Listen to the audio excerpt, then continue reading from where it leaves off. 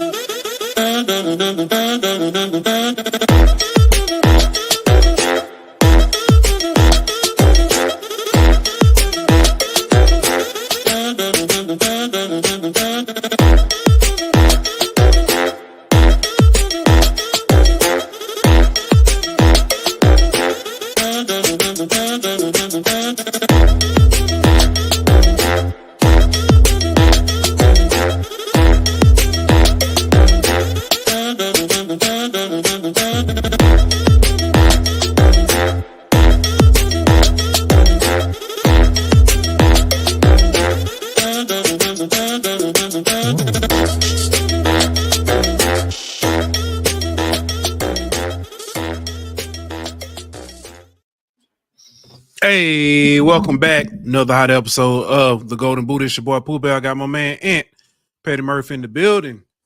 What's good with you, my boy? What's happening with it, dog? Oh man, we got Right. Said you got a new light. I see you over there shining. I said I had to turn my light down. It's too bright. Oh, okay. Man. Oh, okay. Can barely see over here. Yeah, well, I mean, when you're a star, that's how it be. Nah, bro. Yeah. Got me over here seeing stars. Shit. Man, that might not be the light, man. What you drunk today? Anyway, all right, man. Let's go ahead and get started. Man, what a we got a good night. A lot to talk about. Yesterday, college football playoff predictions came out. See, I know what y'all thought I was gonna say. Nah, we ain't going there. College football playoff predictions came out. We'll talk about that. Talk about some good matchups we got this week. Our predictions. I was surprised. I knew I was gonna take the risk. You took the risk too. Oh yeah. I took a couple. Yeah, so I was like, okay. I see how it go. Gotta Dylan keep said you on your toes, man. Yeah, Dylan said he ain't fooling with us, man. He ain't gonna bite. He ain't gonna take the bait. So he was. But man, we got a good one tonight. Alabama hate week, bro. Dylan been talking trash all week too. Yeah. I'm proud of him. Man, I'm so proud of him. He got ready. He been going. He been like, Daddy, got 4 days to the game. He said we got 4 days. I said, what are you talking about? To the game. We got 4 days. I said, Dylan, chill, man. Chill. He's like, Daddy, I was at school. They think they gonna win. I was like, Dylan, chill, bro. Chill. That's what I'm talking about, bro. Well, he out, man. I'm looking for. Hey, I'm looking forward to it. And it's a Houston bye week, so. Oh yeah, even better. But man, first, man, let's go ahead and give a shout out to our sponsors, so we can come back and talk this good talk.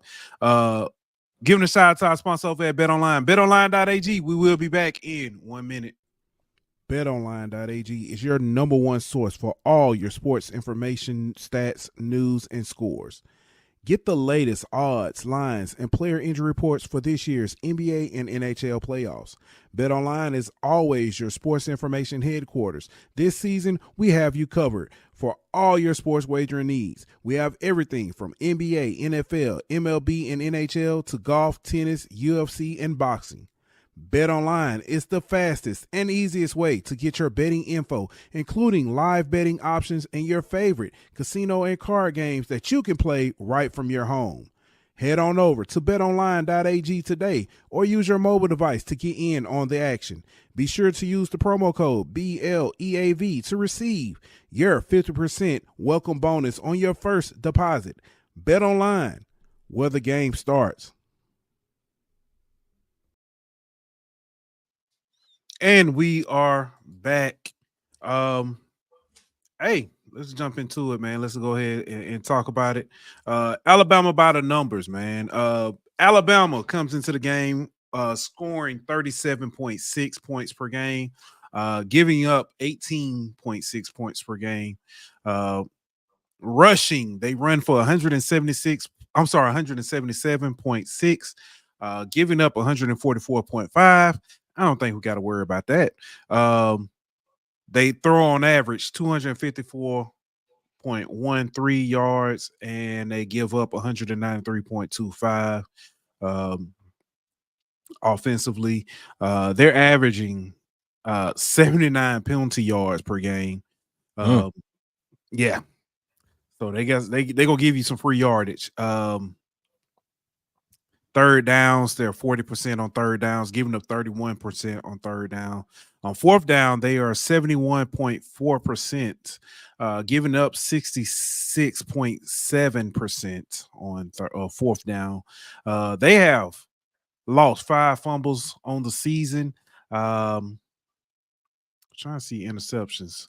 Six interceptions that they've thrown on the season. So that is Alabama by the numbers. I actually went back because people talked the Tennessee game, Ryan Williams, and how many times that he targeted Ryan Williams. I went back because I was trying to find it. I had to go by the play-by-play and count them. Want to take a guess at how many times he targeted Ryan Williams? I think it was like 22. 18. Oh, okay. He targeted him 7 in the first quarter. That's still a lot. Alone. Dude, he targeted him 18 times. He only completed 8 passes to him. So, yeah. Let's talk, man. Alabama strengths and strategies, man.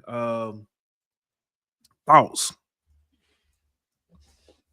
Well, I mean, after our display against Texas A&M and South Carolina, yeah, I'm pretty sure we're gonna get a good dose of read option with Milrow using his legs, and until we show that I know I seen that until that we show that we can stop him. I'm pretty sure we're gonna see a high dose of that. And then, like you mentioned, Ryan Williams. He's been that guy, so I think they're gonna force feed him. But I think they also try to establish their running game with Miller and what's the other Haynes. I think they're gonna try to lean a lot on their running game because we've had a propensity to give up some big plays in the running game. So I think they're gonna try to find their explosive plays and then use play action and stuff off of that to try to hit Ryan Williams deep. So defensively, we got to show that we could stop that read option in that running game. Texas A&M killed us in the second half. You mentioned South Carolina. Like, we did a good job against Arkansas, and we did a pretty good job against Ole Miss of bottling up the run. We're going to have that type of performance from the defense if you're going to try to pull out a W against Alabama. Yeah. Completely agree. We talked about, you mentioned Texas A&M. I mentioned South Carolina. Look back last year. Milrow killed us last year. Yep. Literally. That game last year that he had against us is part of the reason why I thought that he would take a bigger step this year in his passing ability. Obviously, I was wrong. Maybe Tommy Reese is the quarterback whisperer because the boy ain't did nothing with him yet. So it's crazy. If you look at it, I've had the opportunity to watch several of Alabama's games this season, just simply because of friends and affiliation, not by design.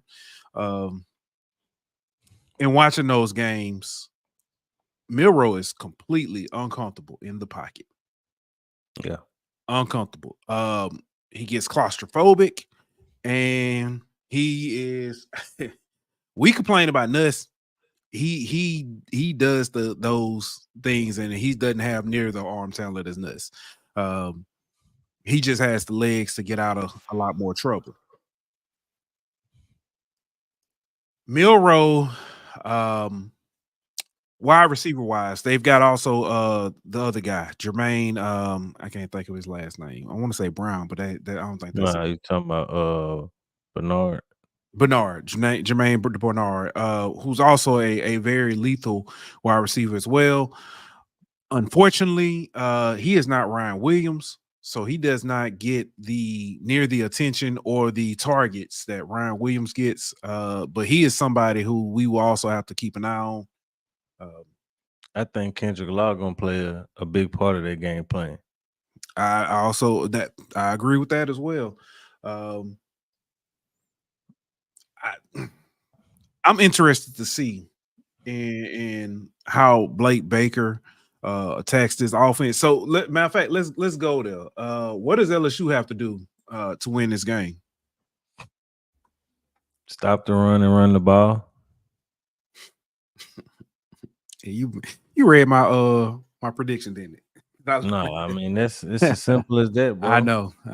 It's just it's funny though. You run the ball and you keep it from having to be all on Nussmeier's shoulders, and you keep your defense off the field some by sustaining long drives and not having to drop Nuss back 50 times.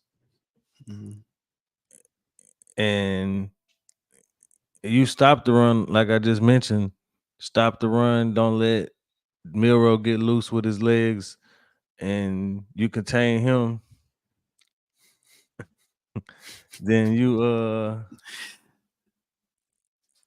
got a chance, bro. I mean, you can't try to have a repeat performance against Texas A&M. You can't ask us to do that many times. There's no way you're gonna be able to do it. You got to be more balanced offensively, and you like Dylan say, Zay Alexander.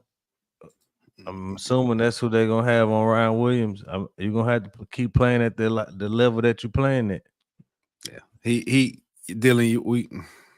His spell check turned off, but he said he got to guard Ryan Williams good. I agree, completely agree. Does Zay travel with Ryan Williams the entire game? That's what I wonder, because or do we bracket him no matter where he goes? Bracket him and then cover everybody else one-on-one. Possibly. I like my chances with Zay one-on-one, and then maybe if he starts getting beat, then we consider bracketing him. But you probably could bracket him on the other side with Stamps. Yeah. Here's something else, because I was thinking about this. We are the number 4 team sacks, or maybe it may be higher. Sacks per game, I think. Yeah, number 14 sacks per game. That boy is he right though. Dylan say stop Jalen from running to the outside. He is right. Which leads to what I'm about to say. I know we can get back to the quarterback, but we tried that last year, and you open up too many running lanes doing that. So you almost have to mush and kind of be patient, close the pocket, and then kind of force him into you. You can rush the quarterback, you just can't rush deeper than the quarterback. There we go. So it is kind of like you say, a mush rush to a certain extent, but at the same time, you could utilize a lot more stunts up front to it's not one-on-one, just straight, using your speed to the outside. It's using your speed to loop her back around to the inside, and therefore you don't give him a chance to have those same running lanes. Mm-hmm. But the only thing about that is if he gets outside the pocket somehow, he got a lot of running room because there's really nobody out there to contain. So I mean, it's pros and cons to whatever you try to do when you're rushing the pass against a mobile quarterback. But you just got to be disciplined and not rush deeper than the quarterback. Yeah, you also you've got to spy. We've got to spy this game. Somebody spying with though. I'm glad you asked that. Somebody mentioned in a space, and I actually like the idea. Use Major Burns. Major Burns as your spy.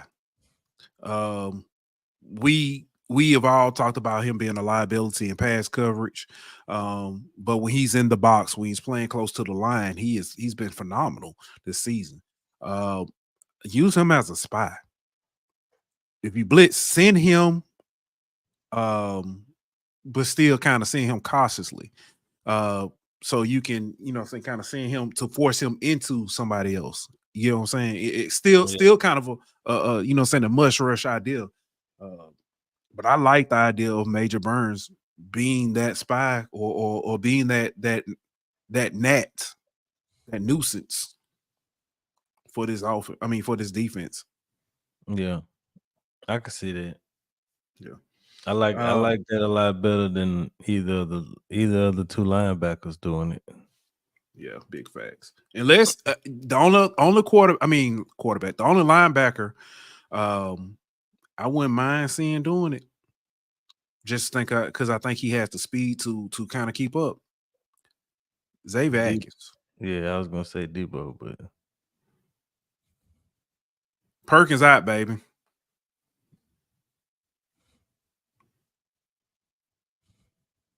Yeah, but we talked a lot about the defense. Offensively, we got stagnant against Texas A&M because they truly did make us one-dimensional, and we were already struggling against, to run or anything, and then it just got worse from there. With that said, man, offensively, you mentioned it. I talked about it a little bit. You got to run the ball some kind of way. You don't even have to be 100-yard rusher or whatever. You've got to be able to pick your spots where you can bust a big game. So you create some respectability, if that makes sense. yeah. But at the same time, I think you gotta be less predictable in your play calling. You gotta stop throwing it on first down, running on second down. Like you gotta mix up your play calls a little bit better, and not just that, but mix up your play calls as far as the run calls that you do call. I mean, quit running inside zone every time. Let's try some counters. Let's try some outside zone a little bit more than what we've seen. I mean, if you're gonna say that the strongest part of your offensive line is your two tackles, then let's try running behind them a little bit more. You know what I mean? Instead of just running behind the interior every time. Especially whenever you look at some of the run grades of some of the interior offensive line.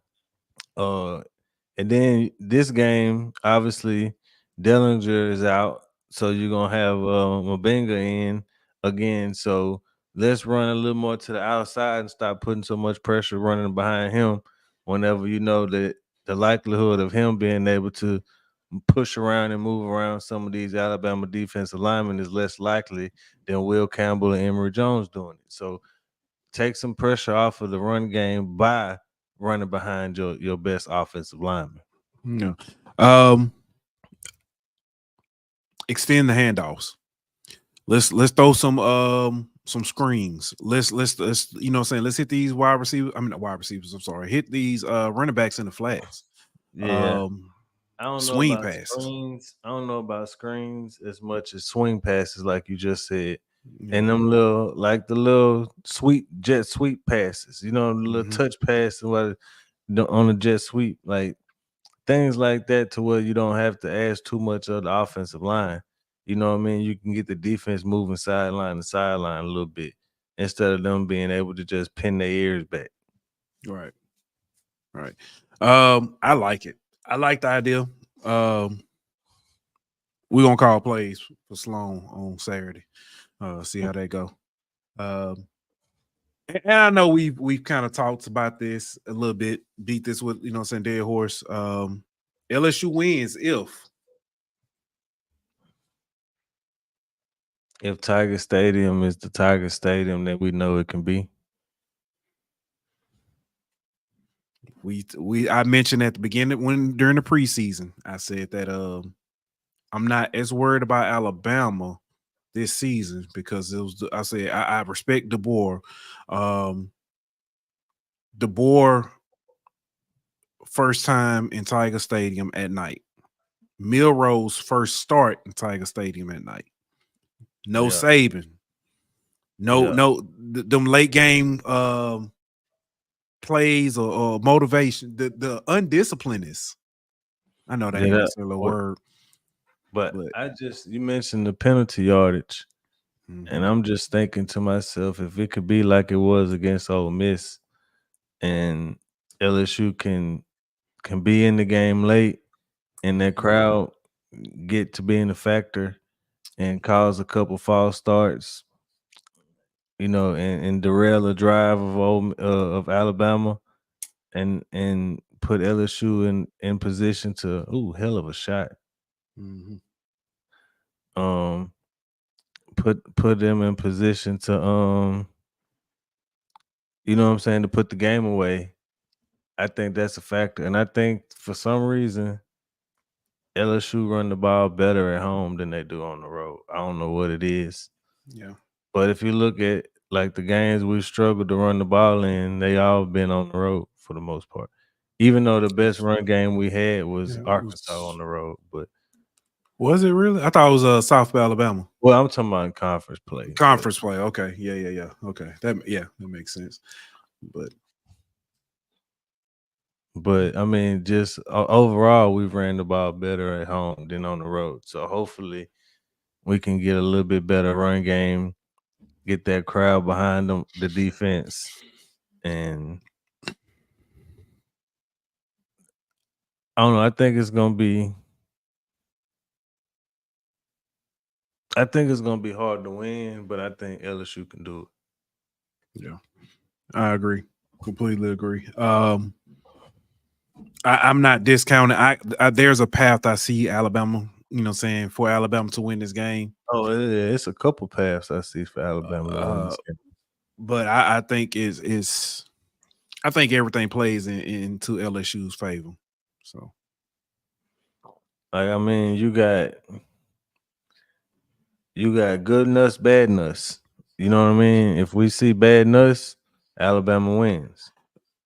I don't know because we've seen Bad Beck almost beat Alabama. We've seen we've seen bad Nico beat Alabama.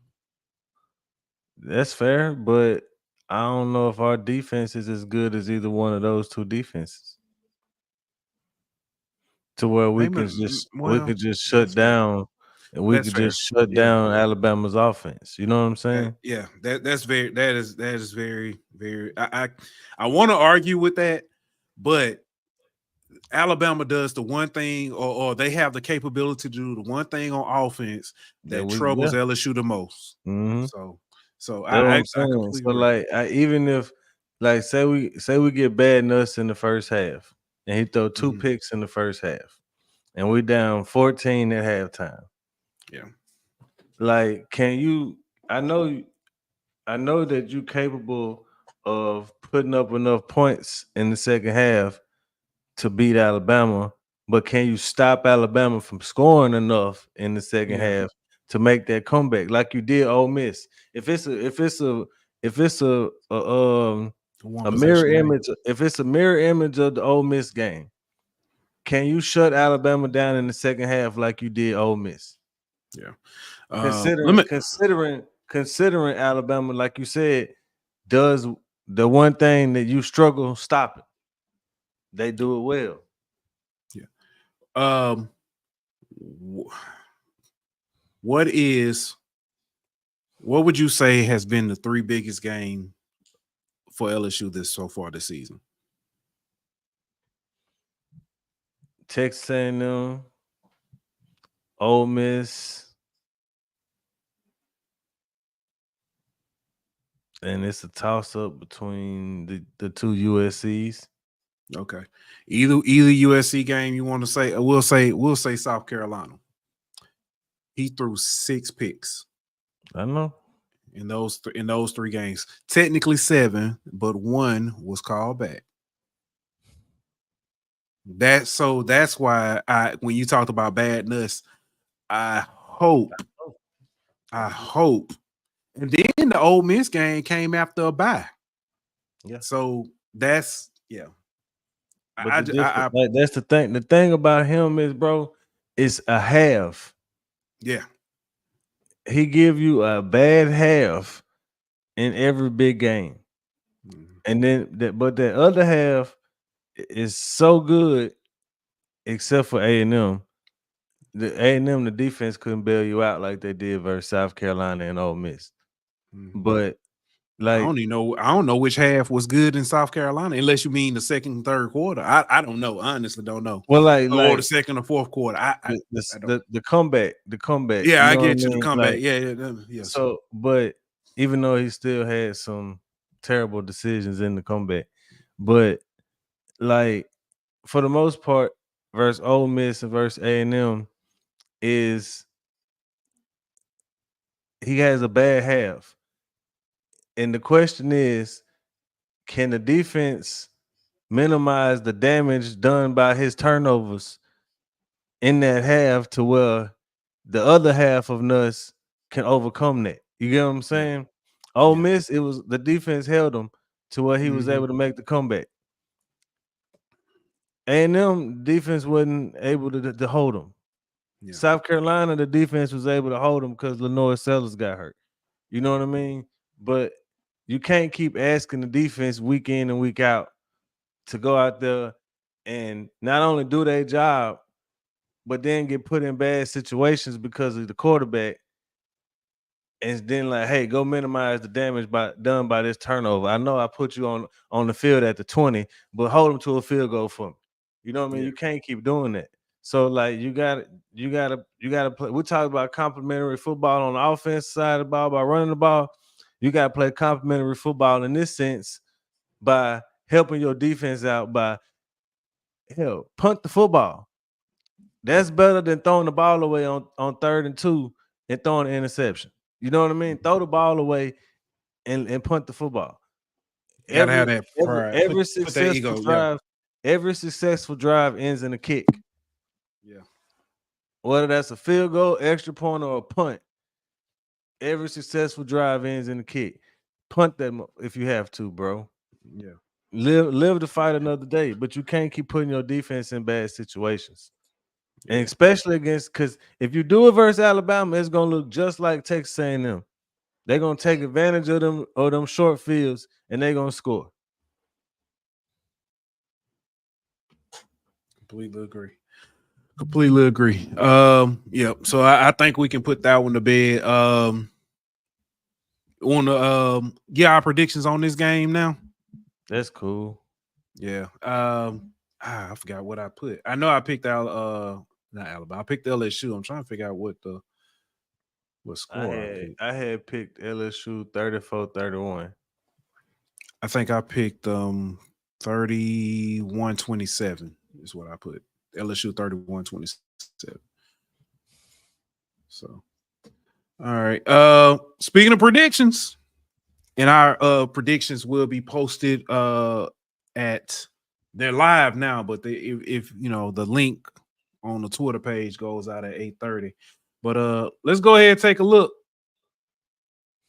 at what we got. Week 11 predictions.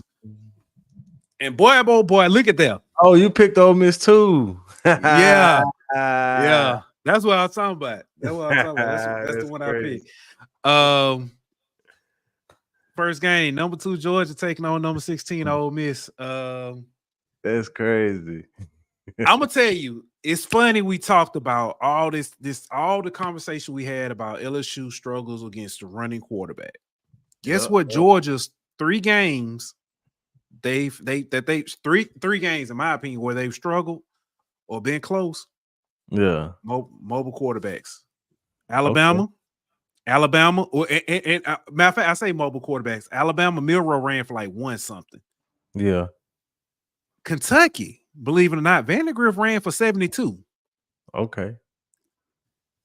Against Florida, Lagway Oh didn't yeah, run as Lagway much, he was carving them up though. but he But was it carving them wasn't up. He was yardage mobile, yeah. wise. It was just like big moments in the game where he ran and got a first down or whatever. You know what I mean? Yeah. Like stuff like that. Yeah. I think Jackson Dart has the ability to do the same. That's why I'm taking Ole Miss in this one. I think Lane is smart enough and he's seen it that how this defense is. I think he's going to put Dart in some situations so he can get a little scramble. Or don't be surprised when we see a couple packages with that with the backup in that kid. That's I can't even think of the kid's name. I want to say it's like Simpson or something. To Austin Simmons. Simmons, there you go. Yeah. See him come in and get a, what I'm saying, maybe run Wildcat or Wild Rebel or whatever they want to call it. Yeah. Do something like that. But look at him pause hub crazy. Yeah. But they I think Ole Miss, like you say, Georgia defense is good, but it ain't as good as they have been in the past. And speaking of that, because I was looking this up. We always talk about stats, and you know my favorite saying: stats are like bikinis. They show a lot, but they don't show everything. Georgia is still like a top 25 defense. Oh yeah, they just ain't as numbers. dominant. They just ain't as dominant as they have been. You know what I mean? Yeah, our Texas tell you a different story than what they doing though.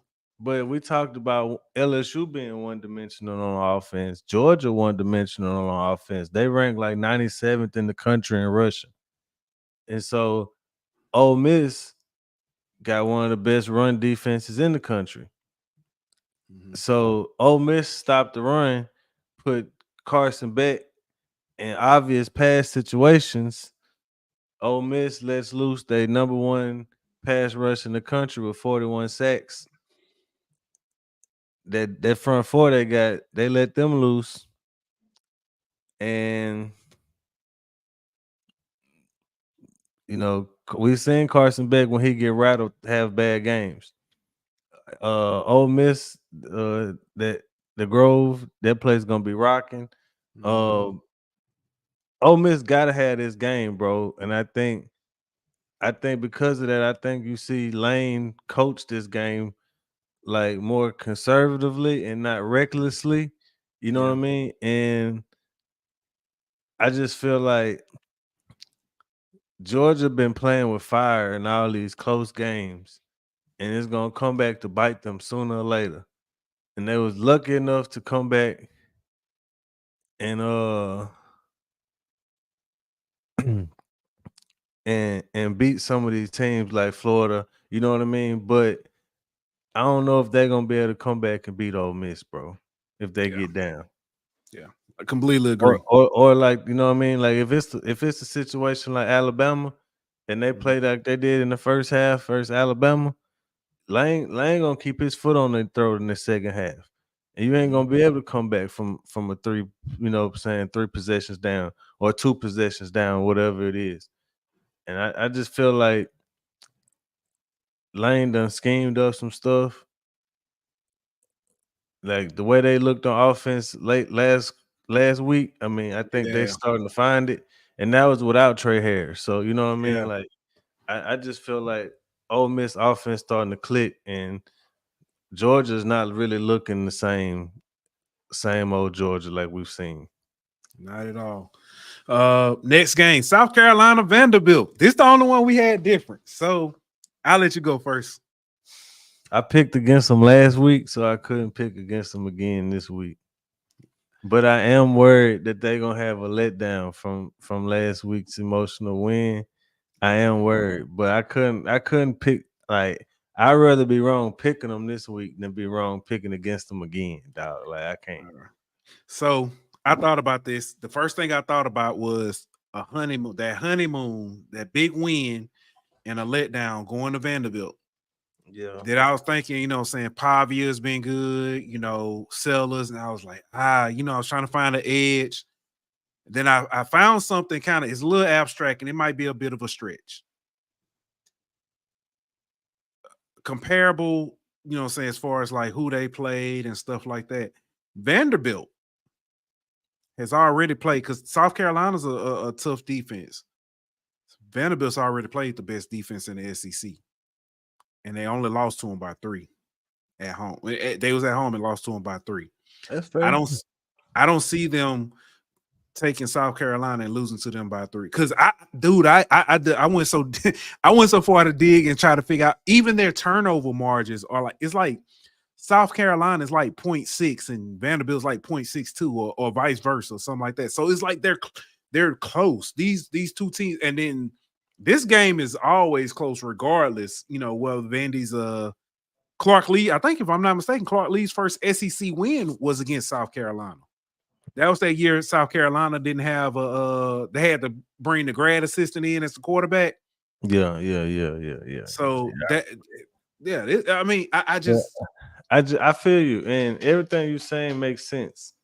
Mm-hmm. But I just feel like as good as Texas defense is, I don't know if they front four is as good as South Carolina. Completely agree.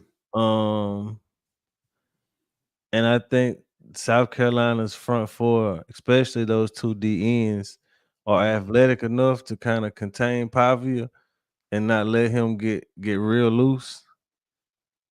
And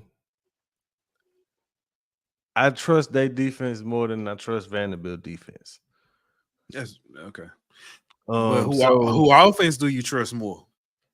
That's the thing. Like Vanderbilt offense, like it ain't really that great, bro. It's if not. we're gonna be real. Pavia, like he got like what 1,700 yards passing. He's 1,700 yards passing, 580 something rushing. Yeah, rushing. He their leading rusher. So it ain't like they got a run game they can just turn around and hand off on. You know what I mean? Like they rely strictly on Pavia. And I just feel like South Carolina's front four is good enough to frustrate him. Yeah. Like, look what they did to Marcel Reed. Look what they did to Nussmeier. Look what they've done to almost every quarterback they've played. Like, I just feel like they're gonna kind of suffocate that pocket and kind of bottle up some of his magic. And if he can't, what up, Tyler? If he can't get out the pocket and create, I just don't see I don't see him picking them apart from the pocket. I feel like he got to get out, create, scramble, extend plays, and things of that nature. Yeah. I'd be remiss if I ain't say this because I see we get saying several people coming in. So I want to tell everybody thank you for watching. You could be anywhere in the world, but you're here with us. We definitely appreciate that. Do us a favor though, subscribe, like, share, share to your friends, share to your neighbors, share to your girlfriends, share to your wives. Some of y'all got both of them. We ain't gonna tell though. But please do us a favor, share. I think we're 45 away from that elusive 1,000. So, but yeah, that's I think that's gonna probably be a sneaky, really good game. I think that's gonna be a really good game. It's gonna be. Oh, that is. Next up, man, Michigan traveling to number 8, Indiana. Dude, it's so weird. Indiana, number 8 team in the nation. Yeah, is this the COVID year again or something? Like, is Michael Penix playing for Indiana again? Like, I bet the boy wish he had him. And Ty Freifogel. Shout out Stevie Scott. I'm gonna be honest, bro. This was not hard to pick, bro. At all. Do you know I didn't know this. And so I ain't gonna ask the trivia question because it's obvious. Indiana has the number 1 rushing defense. Yeah, in the nation. Yeah, I did not know that. Yep. But not just that, bro. Michigan offense, 127th in total offense, bro. 128. That's in passing offense. They Oh, is that 120. passing? They 127th in total, 128th in passing, and then Oh, they like 117th to 116th in scoring. they're like, and then as much as they rush, they still Like like 68, or something like yeah, that. Yeah, like it's crazy, bro. terrible. There's no way they score enough points to beat Indiana. The way Signetti, dude, they keep saying it. They keep talking about it. Google me. He said, "Hey, what? Who are you? Who am I? Google me." Indiana might score more points in the first quarter than Michigan scored the whole game. Agreed. Whatever the first quarter, as far as if it's like Indiana -7.5 or Yeah, Indiana whatever. 6.5, take it, take it, Yeah. take it, because they're gonna Ain't get the no ball way, and they're gonna bro. score. When I remember when they played Washington, and you were saying, I don't know, I'm gonna have to see because they put the backup in. Backup quarterback He in. ran the offense so Yeah, smooth. My yep, goodness, yep. my That is for real, goodness. bro. The real question is, can they beat Ohio State? And I'm starting to think maybe they the team to take in that matchup. That's I'm loving what I'm seeing out of Indiana. They really put a wrinkle on this college football playoff. We're gonna talk about that too. We're Yep. gonna talk because the first rankings came out. We're gonna talk about that. Next game, man. Number 21, Colorado versus Texas Tech. So Let me be the first. Go ahead. Go ahead. I was gonna say, let me be the first to say, because I have been, because of we originally, doing HBCU, we got a chance to talk about Jackson State when Dion was there.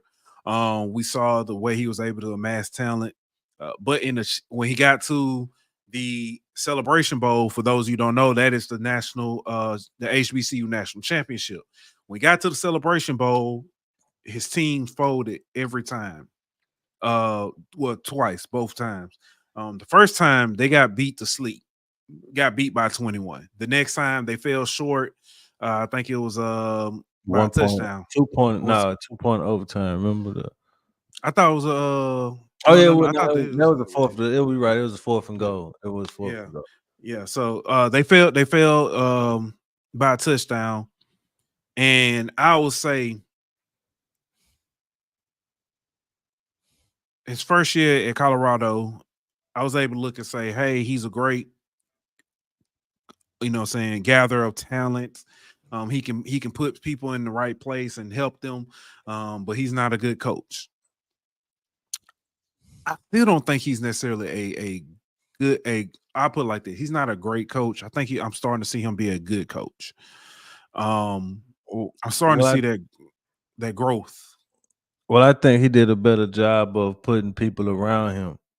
He made upgrades on his staff at coordinator spots, and he brought in some NFL guys, and I think that's making a lot of difference for him. Not to mention, he did a better job of getting guys in the portal who can contribute and not just got name recognition or just got star power or they came from this big school. So I think it has more emphasis on the trenches. I think they got better on both sides of the ball in the trenches, and that's one reason that they've had better play on offense, giving Shador more time, and on defense being able to stop the run and kind of get after the quarterback and passing situations. So he's built the all around good team that could compete in the Big 12. I thought that they would be bowl eligible this year, but I didn't think that they would be able to compete for a Big 12 championship. So he's exceeded my expectation. I'm glad you mentioned that. Right now, Colorado has one conference loss. With Iowa State losing last week to this same Texas Tech team, Colorado needs one or two things to happen. They need either Iowa State to lose again, or they need BYU to lose twice. Either one of those happen, Colorado can slide into the Big 12 championship game and possibly find themselves in the college football playoff. That would be wild if that happened. I'm telling if Colorado ends up in the college football playoffs, Hey, and maybe coach of the year. NCAA knew something. Hey, coach of the year. Maybe NCAA knew something.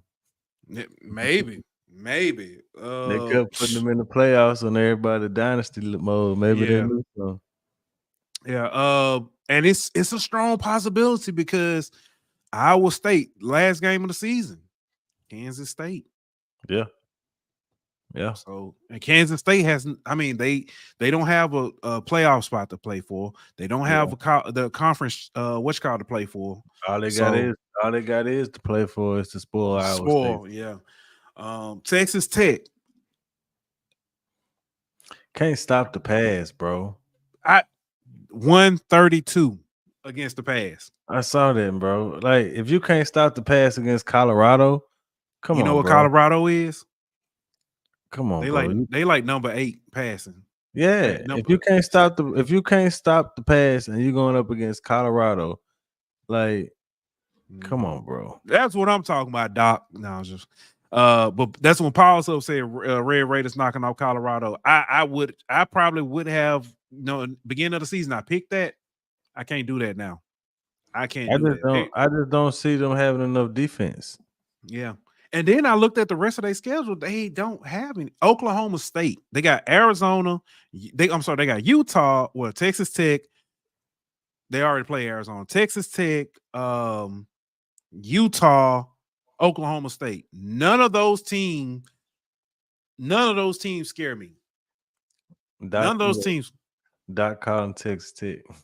Yeah, I don't see it. It's some crazy gonna have to happen. Like, I mean, maybe they can score enough points, but I dang sure don't see them being able to stop Colorado's offense, bro. I think Shador might put himself in Heisman talks with this game he finna have. Like, he might throw for 500 and 4 or 5 touchdowns. Yeah. So, what up, Doc? Appreciate you for dropping by. Anybody who's watching, if you want to know anything about Jackson State, go follow my guy, HBCU Overdrive, Doc Holliday. Talk about Jackson State all the time. Be having all script in his feelings. We already talked about the Alabama LSU game. Danny said I was hoping at least one of the Golden Boot pod would be brave enough to pick Bama. First of all, I don't even like Alabama being on my driver's license, and I stay here. I don't even call Alabama A&M Alabama A&M. I call them A&M. I thought about it. I thought about it too. I ain't think long.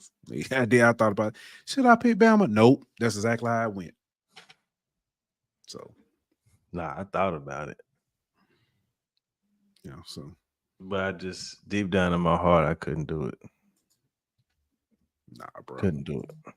Nah, bro. Oh, shoot. I'm tripping. I am tripping because I took it down like I ain't got. Oh, hold on. What am I doing? There we go. All right. I forgot. We got one more person. Dylan said he ain't fooling with us at Ole Miss. He's taking Georgia. But he got Georgia, Vandy, Indiana, Colorado, and LSU. So I knew he wasn't gonna pick like father, like son on Vandy, huh? Yeah, he was lit. It's funny, it's funny because Dylan been asking me all week, what's the games? And so I sent it to him. So he was playing PlayStation, right? I literally I'm in the back, I'm typing up stuff, getting stuff ready for the show. He's telling his friends his picks, right, for the game. He said, and all I hear him say, let me tell you why I'm picking Vandy, though. Let me tell you why I'm picking Vandy. So, Vandy is good. That's all I kept. Vandy is actually good. They beat Bama. That's all. They beat Bama. I was like, that boy else. He's serious about it. He is serious. So we're gonna see. I'm gonna have to go back. I know I'm keeping up with like our stats as far as like how the games. I haven't been keeping up with his. He actually he probably got a good. I know he went 12-0 for a minute. So, and then it's been like was like 12-0. Then he was like 3-2, then 2-3. So he actually ain't that bad. So, oh man. Other notable games for this week.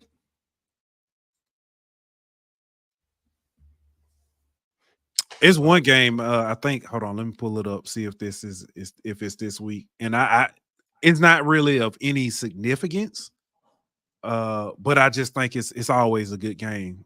Tomorrow night, App State, Coastal Carolina. Maybe not this year. Neither one of them really that good this year. But That's maybe what- that makes it. Maybe that makes it a that's good what game, though. that's usually what make them good games when the two teams are terrible. That's why Mac should be so good. Clemson, teams Virginia Tech. That is kind of Miami at Georgia Tech. I know. Listen. I know.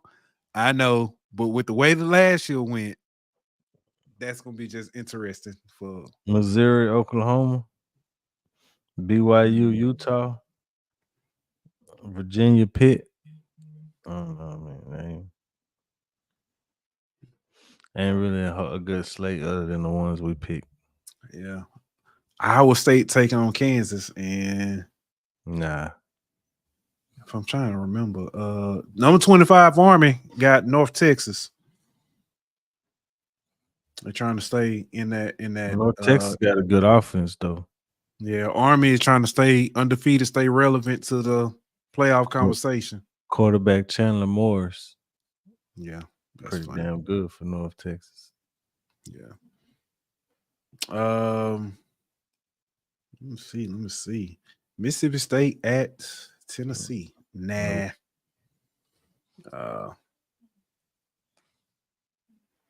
Washington at Penn State.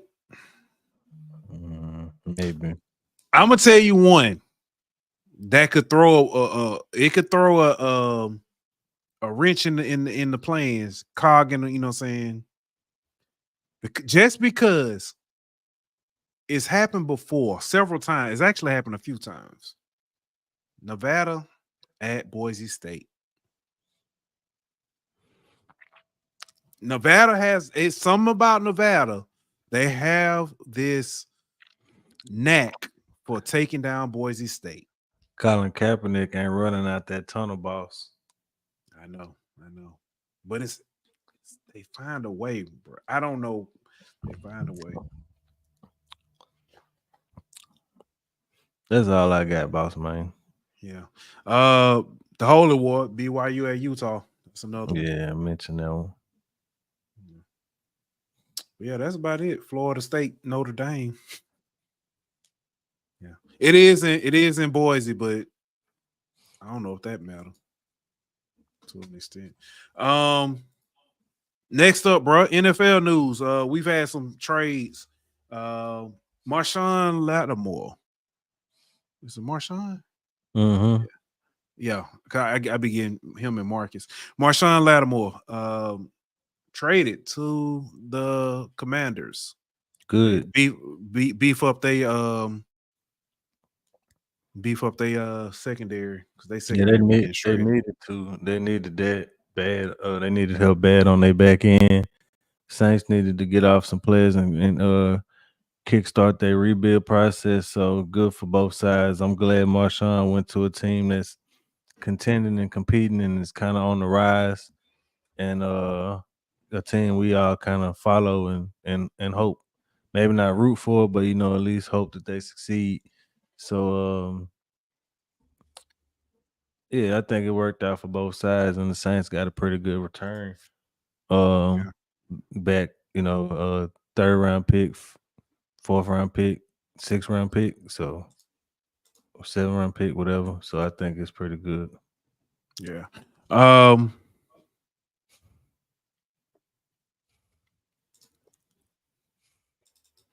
Trying to think. What's some other trades we had?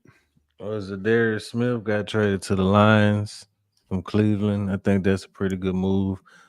Beef up their front after they lost Aiden Hutchinson. He familiar with the that division since he used to play for the Packers. So I think that's a pretty good pickup for them.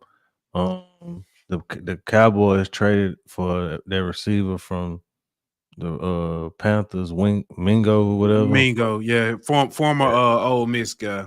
Yeah, he had. They gave up too much. Yeah, they gave up like a 5th round pick or something. He was a 7th round pick or something like that. Crazy. But I can't think of no other trades. I think that's all of them. Yeah. That was another one. But man, let's go ahead and talk about the Bengals. They traded for Khalil Herbert from the Bears. Okay. Yeah. That was a big one too. Let's go ahead and talk. Game is on now. LSU is taking on ULM. LSU is up. I just turned. It was like 72-38, something like that. I need LSU to score 99 points. And they got 11 minutes left, 11 and a half minutes left. So I think they can get there.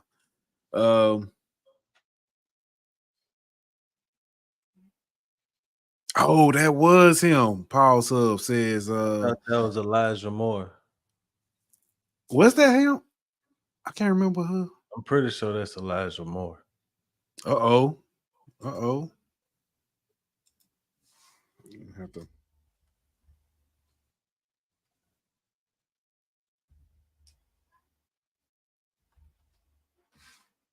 Hold on.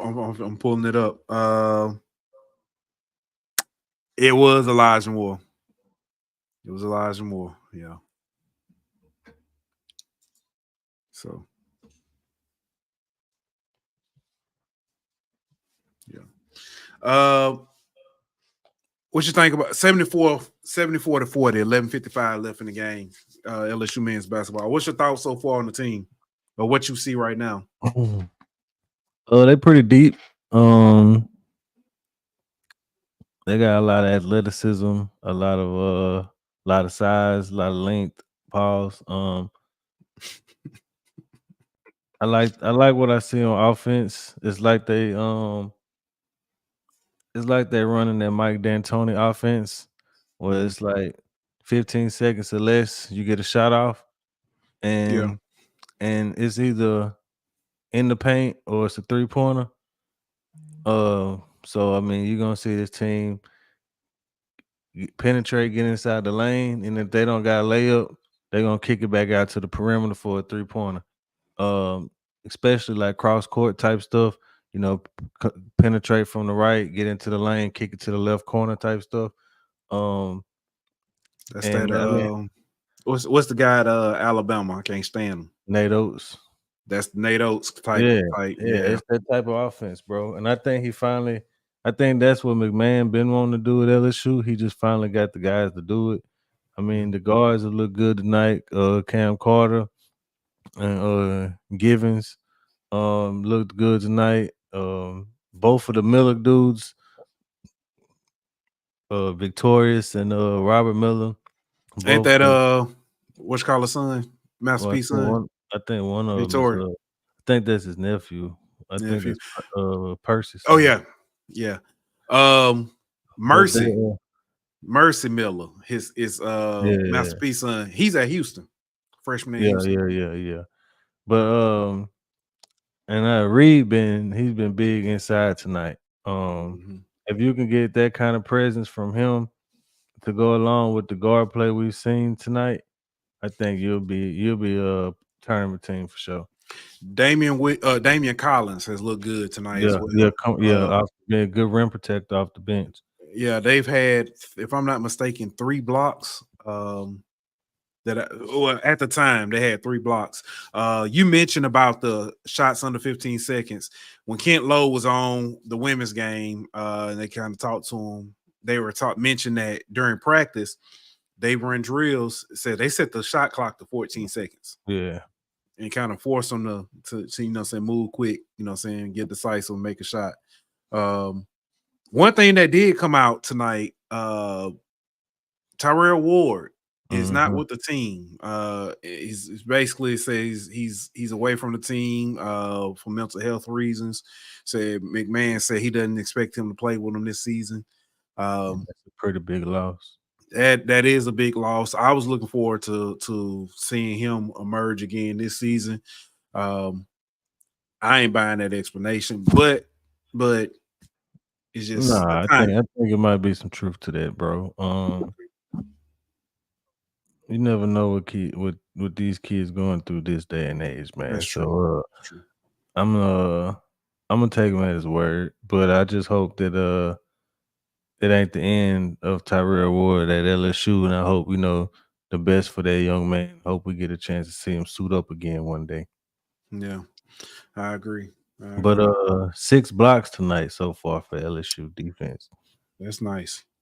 It's nice, and I know it's they're gonna people gonna say it's ULM, but 34-point lead. Who did we beat by 30-some points last year? I can't remember anybody that we even looked this. I guess you could say potent. Yeah, then ULM only got 6 offensive rebounds, and last year they were like 30 something in the country in offensive rebounds. So I mean, you're doing a good job keeping them off the boards. They only got 25 boards for total. So I mean, it's a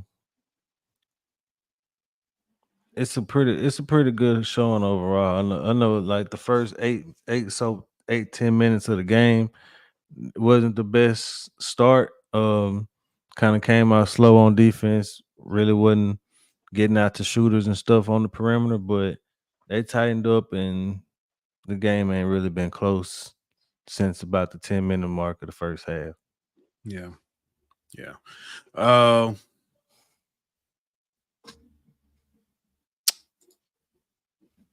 Paul also said elsewhere on the hard court, Auburn is stumping a good Vermont team.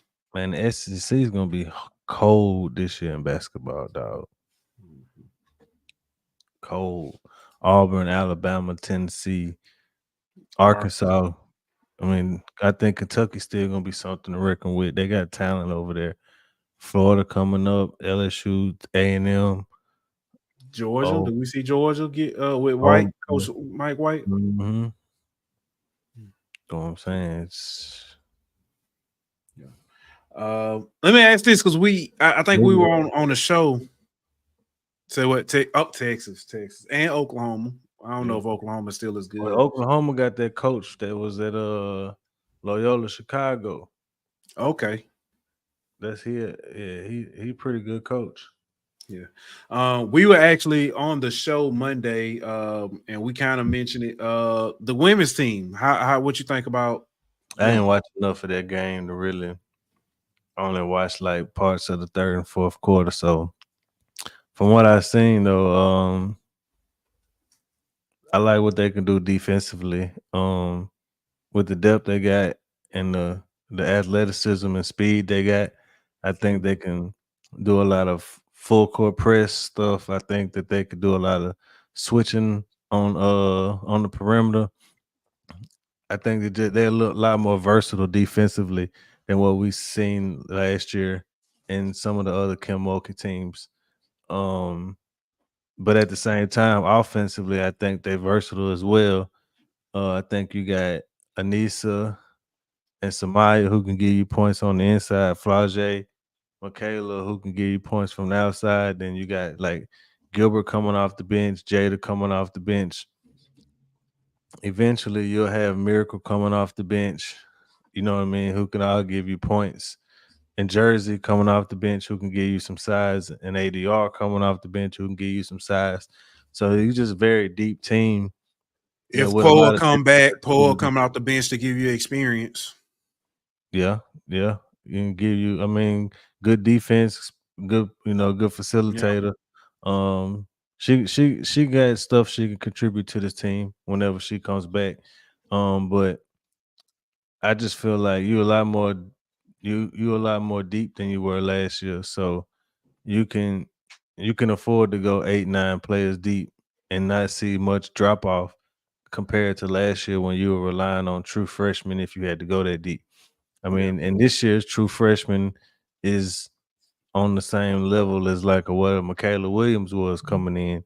You know what I mean? To where if she has to play, you can rely on her to play at a high level, unlike maybe what you saw last year from a Velez or a Janae Kent.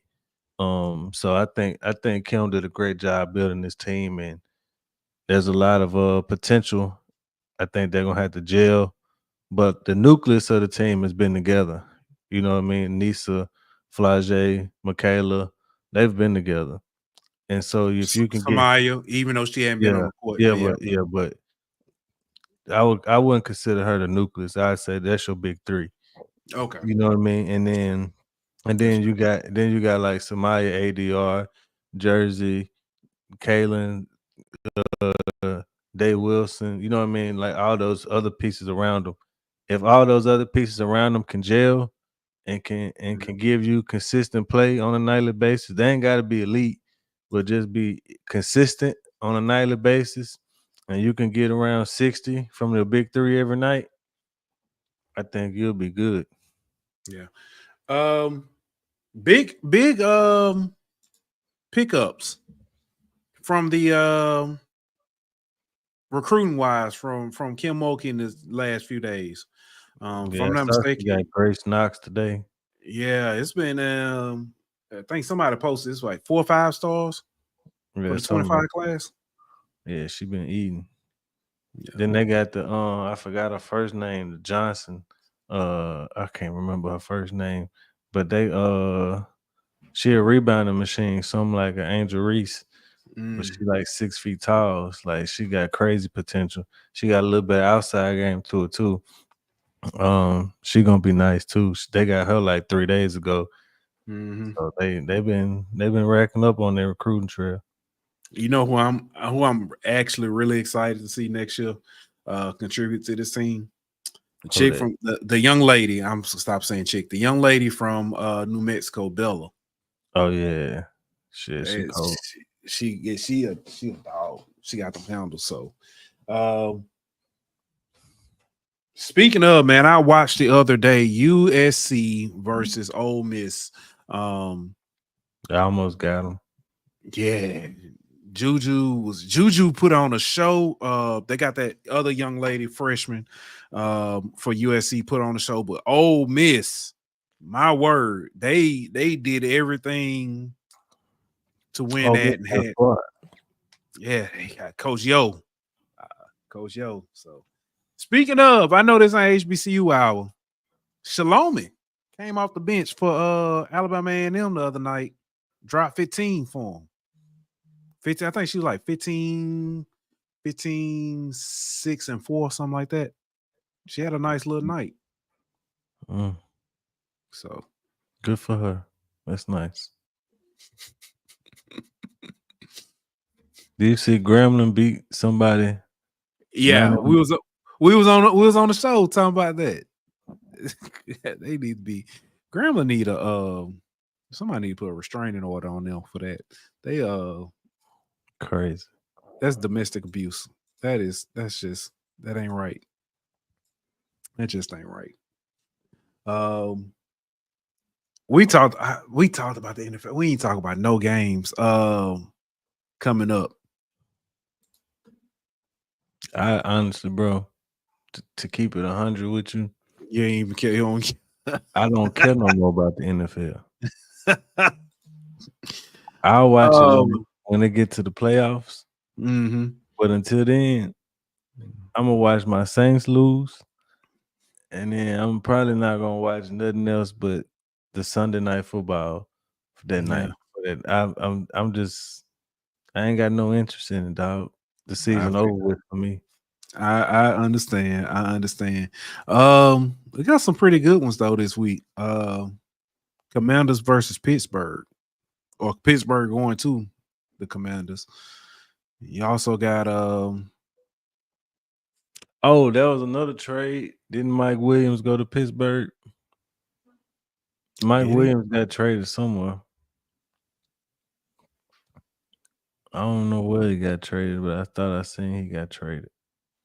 Yeah, he got traded to Pittsburgh. He on my fantasy team. That's the only reason I knew that. Don't ask me why he on my fantasy team. Yeah. San Francisco going to Tampa Bay. Hey, speaking of who that? Oh, yeah, McCaffrey. Yeah. Speaking of free game, Kansas City. Terrible cover team. If it's 6 or 7 points, take the other team plus the points. That's free game for you. Free game. But that's it. That's all I got. On Sunday, celebrating this win. And you got a guest appearance coming up, don't you? Yeah, I'll be on AYS after the basketball game, man. Tune in. All right. We'll be back, like I said, on Sunday. Hopefully Sunday, maybe Monday, most likely Sunday. But like that, we out. This show was presented by betonline.ag. Don't forget to like, follow, and subscribe on Twitter at Golden Boot. On Instagram at Golden Boot. On YouTube at The Golden Boot Pod. On Facebook at The Golden Boot Pod.